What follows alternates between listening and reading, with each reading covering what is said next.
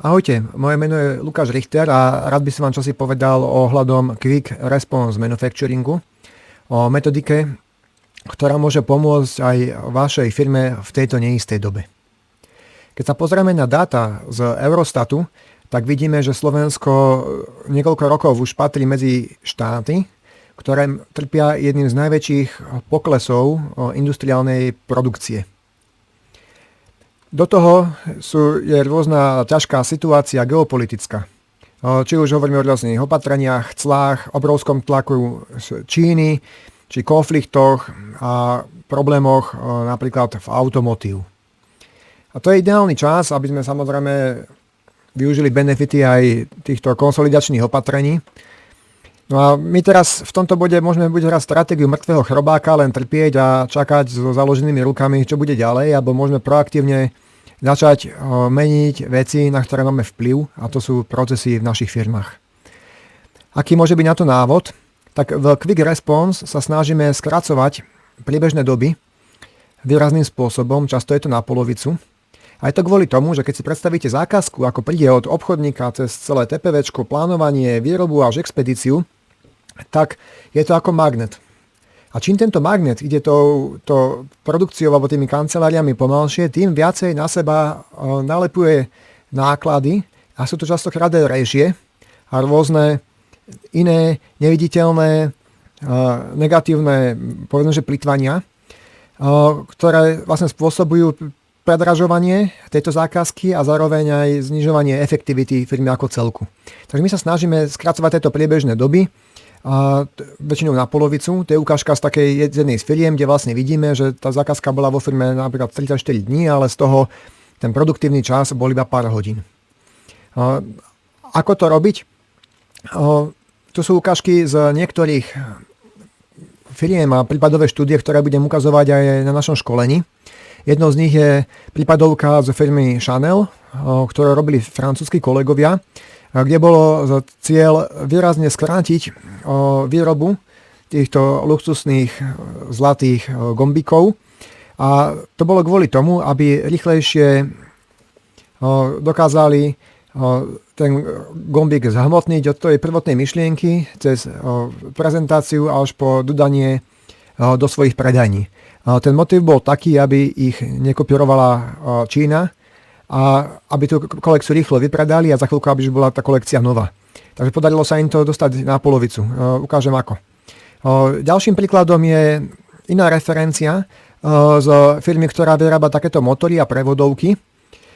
V čom sú tento úzekome zaujímaví, sú to, že oni dokážu vyrobiť na zákazku motor aj s prevodovkou medzi 5 až 8 dňami od objednávky. 5 až 8 dní. Firma čelí obrovskej komplexite, je tam približne 6 miliónov kombinácií a my sme v tomto závode boli a rád poviem, ako takéto niečo dosiahnuť. No a aby som to nemal iba cudzie referencie, tak tu mám referenciu z minulého roka z firmy Eastman. Je to kusová výroba želiavov, vidíte, aké obrovské. A tam som spolupracoval na optimalizácii a zjednodušovaní procesov práve inžinieringu, pretože práve inžiniering 70 až 80% prispieva k celkovej priebežnej dobe. Zamerali sme sa na to, ako uľahčiť komunikáciu, ako reorganizovať kancelárie a tým dosiahnuť zjednodušenie práce a skrátenie priebežných dôb. V čom je QRM stratégia možno, že iná ako Lean, ktorý možno poznáte, tak Lean je výborný, ale ten vznikol v prostredí s nízkou variabilitou. Bolo to prevažne automotív a tam, kde tie výrobky sa veľmi podobajú, vieme využiť napríklad koncept taktu. A je to vhodné pre takýto typ firiem. Ale ak ste nejaká nástrojáreň, malosériová výroba alebo robíte nejaké zákazkové veci, tak z toho Leanu tam viete využiť toho skutočne veľmi málo. Tak na toto sa zameral Rajan Suri, ktorý priniesol metodológiu Quick Response Manufacturing.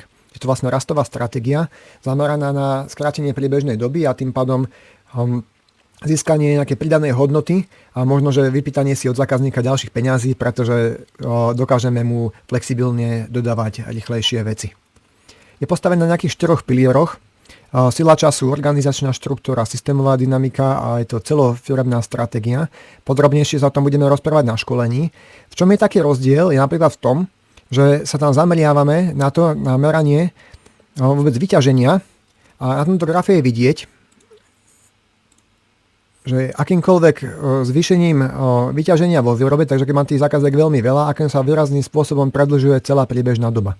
Takže jedna z tých vecí je snaha o dosahovanie približne nejaké 80-85% stupňov vyťaženia kapacít a spriechodnenie celej výroby. Máme k tomu niekoľko metód a jedna možno taká zaujímavá je systém Polka.